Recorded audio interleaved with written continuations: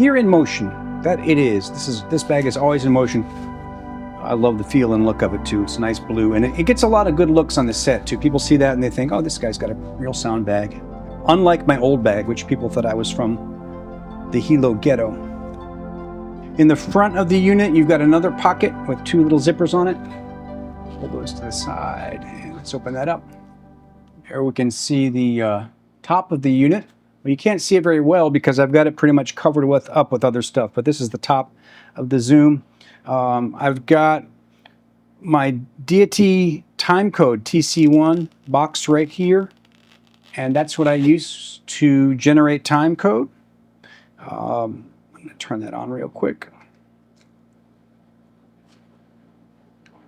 And these are wonderful little boxes. I bought, you can get a 3-pack, and then I bought one more because I wanted to have 3 different cameras, and each camera gets one of the TC-1s attached to it with either Velcro or the little cold shoe that comes with these.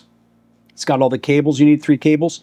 I wanted to have a 4th. I bought a 4th TC-1 from Deity so that I could have this unit here. This is basically the master, and the other 3 are the slaves that attach to the cameras. That's how I've got this configured. And that's a pretty standard configuration for professional audio. It's generating its own time code separate from the Zoom, and it's going to spit out that time code over the little yellow cable that's attached to it. And I've got it Velcroed. I put a strip of soft Velcro on the top of the Zoom unit, and each of the TC-1s has Velcro loops on the back of it. You don't even have to stick that on there. It's already done for you. A brilliant little device from Deity. I've worked with the Tentacle devices as well. They're nice, they work great, but they don't have the readout. They don't have that little LED readout, which I love. You just got some LED lights on the Tentacle switches. You can figure out, but I like being able to see exactly what's going on and confirm that the units are synced. I'll go into more depth about the Deity TC-1 in a different section, but I wanted to show you how I've got that attached on there today. As you see, as soon as you turn it on, you don't have to do anything to it. It's spitting out timecode right away.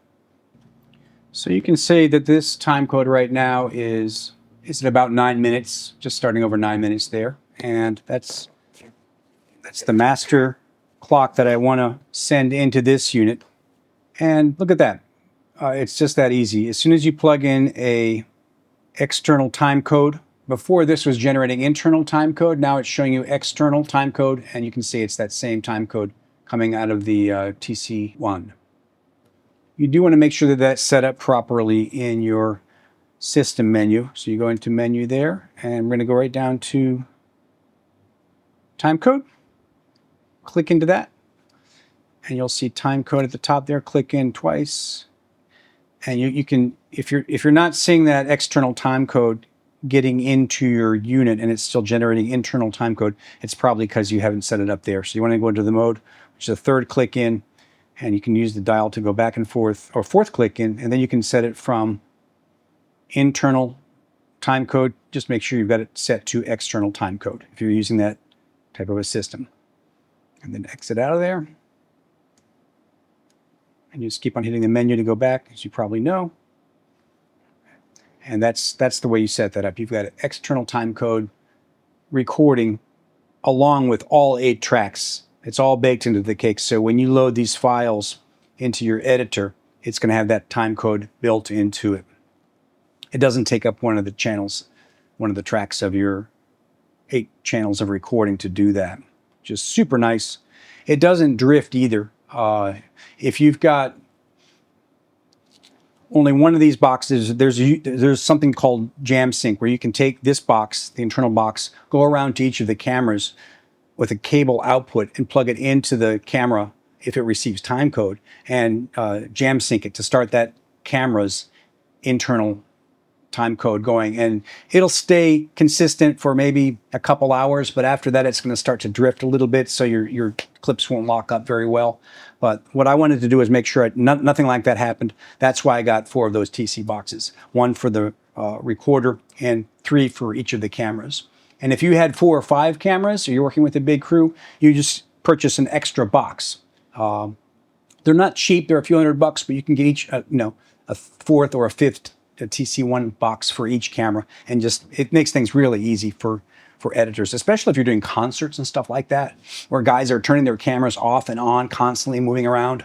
To sync all that up manually or with audio would be really tricky, especially because the audio is probably distorted or crappy on the cameras. So the Deity units are the way to go, I think, and the price is right.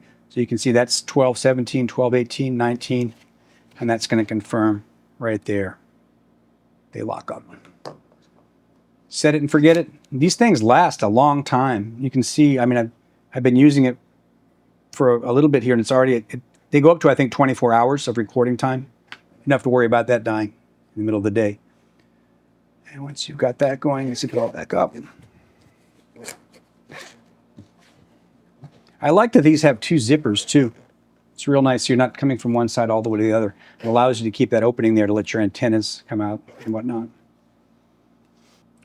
Let me move this out of the way for a second. I'm going to show you the little... This is my old Ronin gimbal case, and I just took a Deity sticker and put it on there. So that reminds me that this is all my Deity stuff in here. And if you open that up, you can see inside I've got, this little case worked perfectly. I've got 3 of the, pull those out there so you can see them.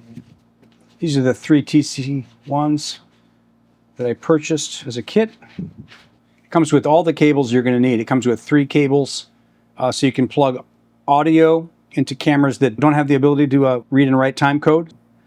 You can input this as SMPTE timecode into your audio track or on one side. They also have a little dummy mic as well. So on the other side, on the right-hand side, it's going to put scratch audio. So on the left, you'll have your SMPTE timecode. On the right, you'll have a little scratch audio, so you can kind of keep an eye on that. That's something new that I really appreciate that they did that. Used to take out both channels of timecode, which was unnecessary. One channel is plenty. That way you can hear what's going on around that camera. You could also, in a pinch, you could also, if your timecode dropped out for some reason, you could still sync with waveform audio. So that's real handy. And just to be able to kind of hear what's going on around the camera comes in handy too, if there's a clapboard or something like that. It also comes with cables. Oh no, that's the little charger. That's a 3-way, again, a little 3-way USB, which comes in handy for charging all 3 devices. Here's that 4th cable. I'm not using that right now, but I keep those all in there. So a really worthwhile investment. It's funny with sound guys, when sound guys show up in this set, I guess timecode is their job. You know, timecode is something that sound guys are kind of expected to have. So I bit the bullet and now I do that. And a lot of people are surprised to see it. They're like, oh, you've got timecode? That's, you know, at the level that I'm at, that's something that a lot of guys appreciate, that they can call me and know that they can get all their cameras synced. And that's part of my services. In the other side of this case, it's really quite nice. They've got 2 zippered pockets, and that's where I'll keep my spare cables. These cables are for a different type of camera. If you've got a professional camera that has BNC inputs for timecode, you get 2 of those. I wish they gave you 3, but they gave you 2. Oh, you know what? No, they do give you 3. I'm using it for my audio device. I've got the output from the TC-1 going into BNC into the back of the Zoom device. This last cable I don't use. I'm not exactly sure what that is, but it's not something I use. They include that with the pack, with the kit. And you can purchase any of these cables separately from Deity. You can probably get them in lots of other places. Those cables are not just made by Deity. So these are nice little pockets to put extras and stuff in here. They also give you little Velcro, extra Velcro thingies. These are the little Velcro shoes. It's soft Velcro on one side and a cold shoe on the back. So that's the way I usually mount stuff to cameras. A great way to do it. If they don't have a cold shoe or the cold shoes are being used, you can take one of these little Velcro strips and just stick that to the camera or the tripod or the gimbal, and then you can attach that to hold that TC-1 in place. So that's a really nice thing. I haven't used those yet. Most guys have cold shoes on their cameras that I can use and just boom. Brilliant. Brilliant, Deity. Thank you. And the great thing, of course, is that they're locking. They all lock, so that's not going to come unplugged inadvertently in the middle of your shoot and screw up your time code. So, and they last all day, like I said. Get yourself 2 or 3 of those, or 4, however you might just want 2 of them. But with the kit, you get 3 and you get all these cables and stuff. So I'd say that's probably the best entry-level thing to do. And I'm sorry they don't make a case like this for everything. They give you a little box, a little case that works, but it's nothing like this. So Deity, if you're listening, give us a nice big case like that, like Ronin did. As a hidden benefit, in the bottom of the case, there's also a compartment, which I guess was originally for the gimbal. If you open that up, I've got all kinds of cables and connectors that you need. The power supply that comes with the Zoom device, if you're in a place that you don't want to rely on your battery, or you're going to be set up for a long time, just plug it into the wall or an extension cord. You don't have to worry about the batteries at all. Here's a spare cable that I use as an output, audio output from the Zoom. If I want to go to a line in on another recorder or another camera, you can use that. I've also got, in addition to that, I've got, in the bottom here, I've got these little guys. These come in super handy with the Zoom device. The Zoom has mini XLR outputs for your main output, you see. So those little guys plug into the Zoom left and right, and the other side goes to a regular side XLR cable. I think these are a 6-footer I got. I've got a pair of them, again, on Amazon. I'm going to have to update my cords and connectors list just to include these guys, because I don't think they're on there yet, but I will do that for you.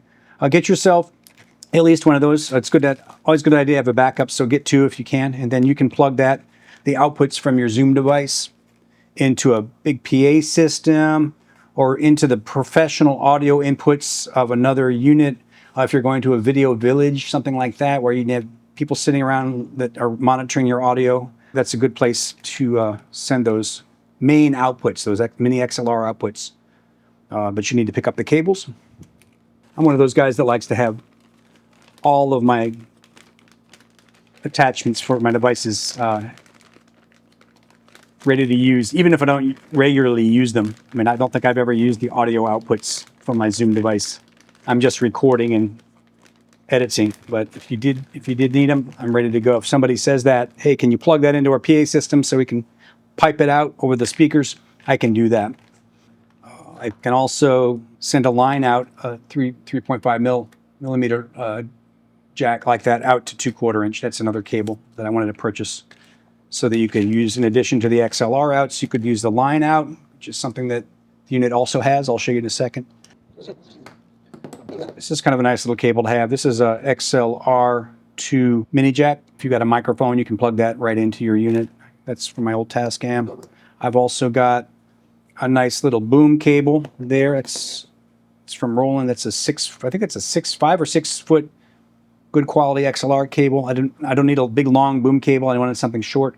I'll show you why in a second. And then here's just a short XLR cable that I have for a handheld boom or something like that. So anyway, I've got all that stuff in here. These little pockets have my some additional cables and connectors that I use constantly. Okay, I won't go into those right now. Those are all on the list. But it's a good idea to have a spare cable in case if you ever get a bad cable, which is not something that happens very often, but if it does, you want to have a spare handy. Okay. Anyway, those all just tuck in there. So I keep all my Timecode stuff in there, and my Zoom F8n Pro cables in the bottom. Isn't that nice? There's even a little secret pocket there for notes, business cards, whatever you want. I'm not sure if you can buy just this case from Ronin. Sure is a nice solid case. I really love it. Thanks a lot, guys. Good to see you as always. I hope you enjoyed the video, and I'll see you next time on the Recording Studio Forum. Aloha.